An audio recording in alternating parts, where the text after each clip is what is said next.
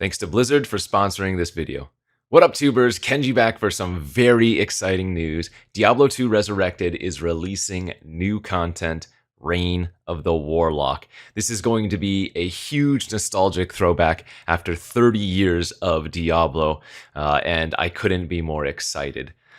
Introducing the Warlock. After over 25 years, Diablo 2 has released a new character, and I couldn't be more excited, couldn't be more thrilled. The Warlock is a super unique character who's got to have access to a bunch of different tools, and you can do a ton of versatile builds. This is going to be so nostalgic. I'm loving the way this looks. Having played this game for the majority of my life since Diablo 2 first came out, I have to tell you, this is something that is...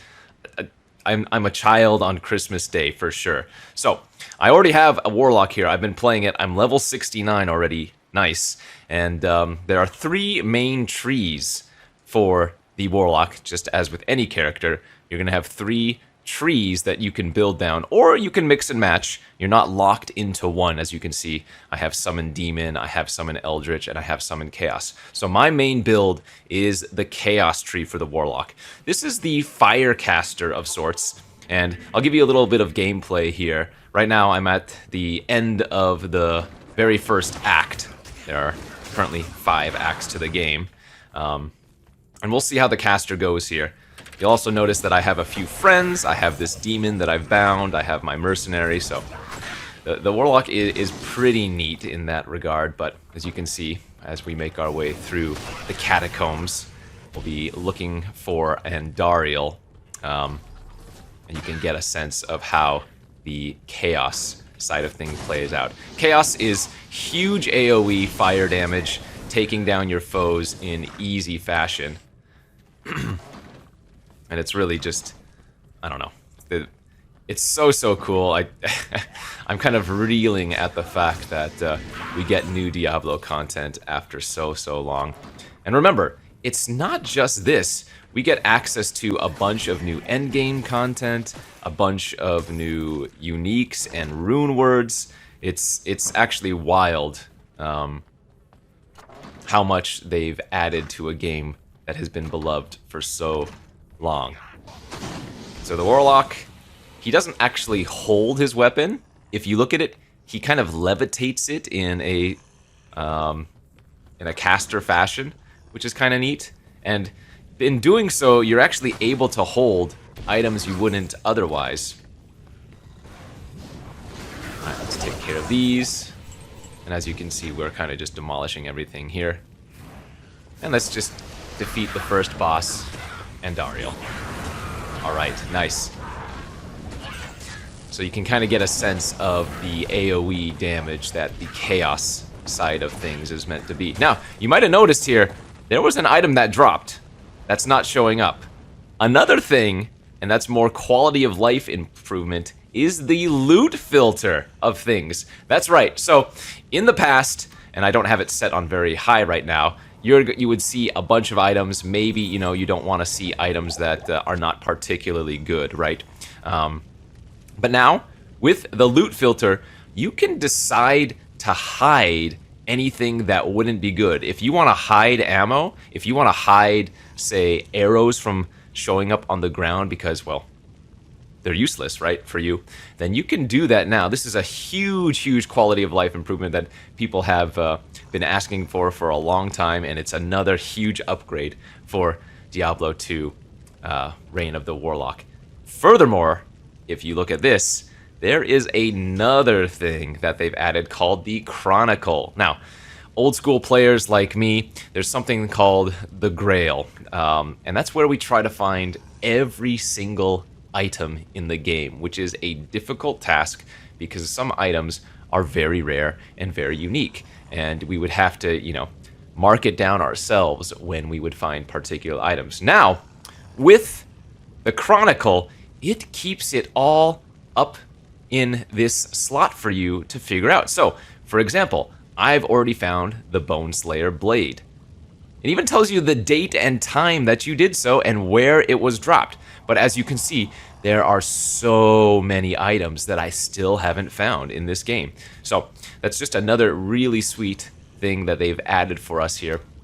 In addition to that, you might have also noticed the terror zones. Now, terror zones are more of a recent addition in Diablo 2, but with Reign of the Warlock, they're adding additional endgame content, making things even better. It's absolutely wild. So speaking of these terrorized zones, these new terror zones, they've added extra bosses in Hell difficulty for some additional endgame content. So you can encounter these Heralds of Terror, and they become stronger and stronger the more that you encounter them. If you finally defeat a terrorized act boss in Hell difficulty, you may get one of these 5 new items, these 5 mystical statues, and if you combine them all into your Herodric cube, you get a new boss battle called the Colossal Ancients. So here's a quick peek at a new terrorized zone. This one happens to be the cow level, funny enough. I don't actually know what these new heralds or bosses look like, as I have yet to encounter one of them. This is on my sorceress.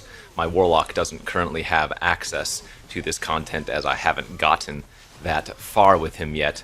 But terrorized zones are always high level, at least in comparison to your character level. So I'm level 92, for example, on my sorceress, and that makes the terrorized level 94, which furthermore means that you can drop any item in the game, depending on your level, or at least for my level, I can drop any item in the game.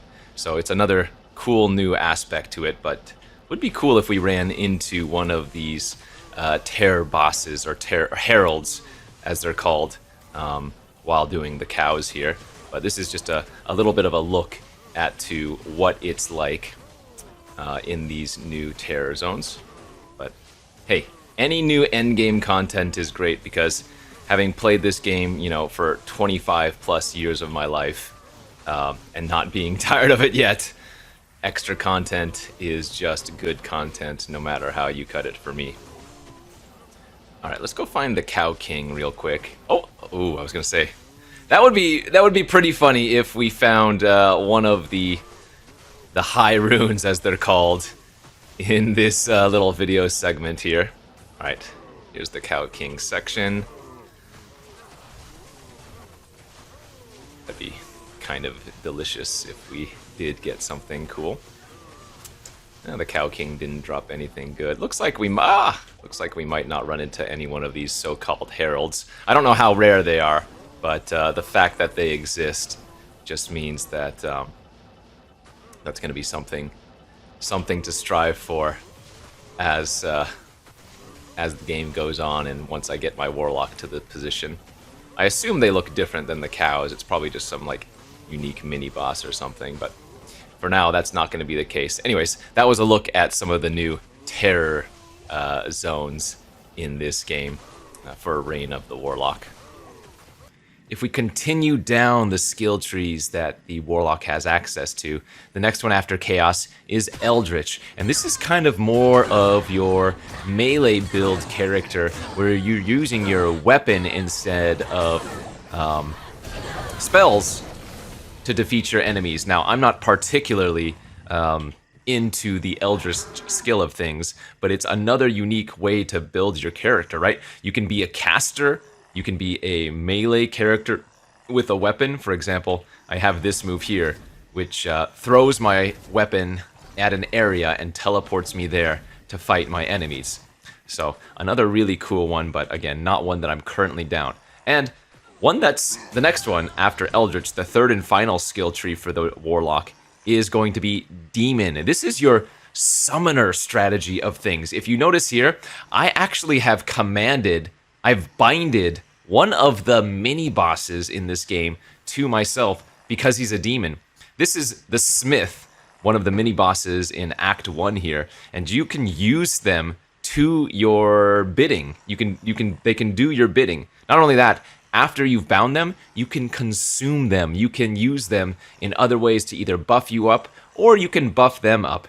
In addition to being able to command demons throughout the game, you have access to Goatman, you have access to tainteds, you have access to defilers. This is another really unique skill tree that eventually I want to go like fully head on in after I'm done with the caster build and see what you can do there, because I think summoning a bunch of units to do your bidding is a really unique strategy. So just another really cool way to utilize the new character here in Reign of the Warlock. Now, we've mentioned some of the quality of life improvements and the cool things that they've added, like the loot filter and the chronicle, but let's go look at our stash. And you'll notice this is a huge improvement. It used to be that your stash was, you know, a small but useful selection of tabs where you could store things.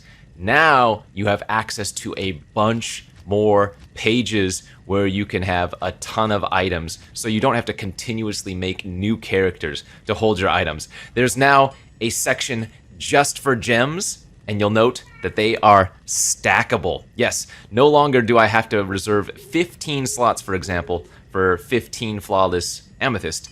They can stack all the way up to 99, which is phenomenal. You'll also have a materials tab for some of the more endgame items, and you also have a runes tab, which, similar to your gems, are all stackable. So no longer will you need to make new characters just to hold, you know, 50 runes or whatever. You're going to be able to stack them up to a huge number, and all in one tab. So another huge quality of life improvement, something that people have been asking for a long time, and I actually can't believe that they've done it. In addition to the new characters and whatnot, it's just absolutely incredible. Thanks again to Blizzard for sponsoring today's video. I'm hoping that you are going to enjoy Diablo 2 Reign of the Warlock as much as I'm going to.